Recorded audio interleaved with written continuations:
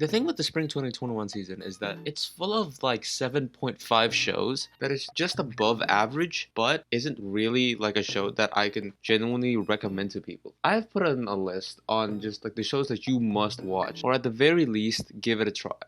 Nagatoro has a cult following in the manga sphere of the weeb community. I mean, this manga is so famous from like that one music video that I'm pretty sure that you've seen by now. It's an amazing manga that has incredible visuals, and I'm so glad that the anime follows up to those visuals. So for the people who don't know what Nagatoro is all about, Nagatoro is this brown girl who bullies the holy living shit out of senpai. And you might be saying, well, I'm not really into like that masochist stuff. Well, I think you're wrong, and I think you're a boring person who has no sex life. So if you're not a boring pleb who thinks that 86 is the best anime that ever come out in the entire history of anime, you should probably watch the show. I'm telling you, this has a cult following for a reason. I'm obviously part of that cult following. You should watch Nagatoro. The reason why I figured out what Odd Taxi was actually from the Crunchyroll Awards, and it was one of the few anime shows that was advertised in Crunchyroll's award ceremony, besides like that one fucking app that I can't even remember to fucking bring up. So even from the trailer, like I noticed that the art style is amazing. I mean, just honestly groundbreaking and looks pretty fresh. And of course I checked it out. I was so surprised that how intrigued and invested I am. Odd Taxi is about this walrus who drives around a cab and just talks to random strangers. And he gets into the scuffle about like kidnapping a girl or what have you. It's an interesting show, and I genuinely think that for a show with just full of animal characters, it's very human. The dialogue in this show from like the 3 episodes that I've saw is one of the best dialogues I've ever heard in a while. Like, it is a good show. If you wanted to give anything a watch, Odd Taxi is the safest bet. So for the people who don't know why Attack on Titan is being done by MAPPA instead of WIT Studio, is because that WIT Studio, and I quote, they couldn't handle the workload. So I was wondering, what did WIT Studio have that was coming up this year? And Vivy's Fluorite song is one of the shows that came out. So what I've heard is that the guy who wrote this is the guy who made Re:Zero, so I had high hopes. This show is honestly not bad, and I'm not saying that this show is trash or is it amazing. I'm just saying it's good for now.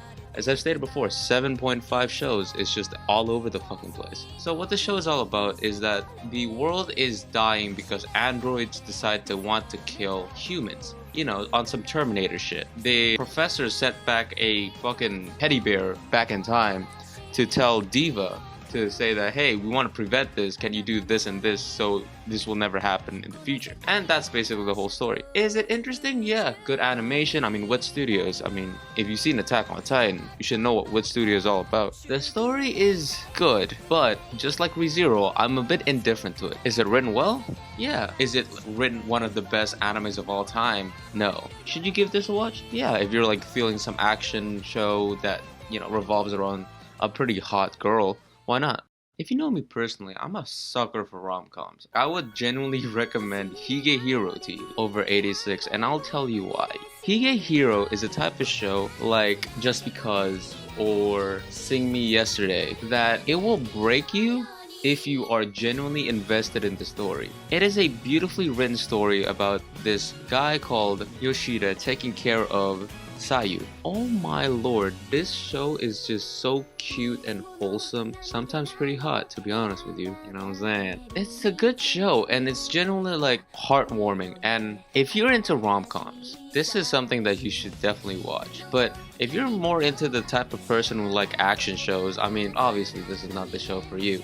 Shout out to Project Number 9, because last season I was trashing the shit out of Jaku Chara Tomozaki-kun, and they finally did a show that I'm genuinely like think it's good. Is the art style good? No, it's very similar to Jaku Chara's, but hey, it's not bad, honestly. Sentouin Hakenshimasu is a show that was written by the writers of Konosuba. I love Konosuba. I genuinely think that it's one of the funniest animes of all time. This is also a comedy show that revolves this dude who's just a bastard called Number 6, and Alice, who is your typical kudere that is genuinely cute. Their goal is to set up like a base in this other other country so they could set up a teleporter and start an invasion of like the whole planet. It's a comedy show, and with comedy shows, it's hit or miss. If you think that the comedy hits and is honestly funny as shit, you should definitely watch this. And if you don't think the comedy slaps, then of course don't watch it. For me at least, the comedy is a hit or miss, and in like every episode, I would like laugh out loud in one episode and I'll be like stale face on the other.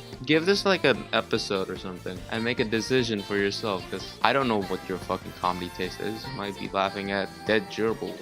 I don't know you. Fuck, I'm some dude in the YouTube. Last but not least, To Your Eternity is a show that genuinely caught me off guard, and I usually wait for like a third episode to come out, but I'm recording this right before the third episode comes out. But from the 2 episodes that I've seen, holy shit, this is written like a fucking masterpiece. So what this show is all about is that there's this godly being that comes down from the heavens and is just rolling down earth and just trying to like understand humanity. The first episode revolves this god becomes like a wolf and just follows this like this dude's like life and just his like goal of just trying to get out of like quarantine. One episode gave such an emotional impact to me, and the thing with this show that I truly appreciate is that it's gonna teach me something about life. And look, call me a nerd, but I love shows that teaches me stuff, whether it's about like moral stuff, like what is the purpose of life,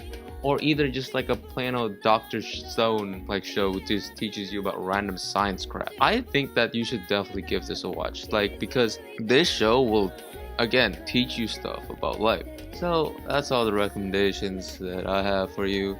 If you like it, dislike it, you know, comment down below. And if you like 86, give it a dislike. I fucking hate 86.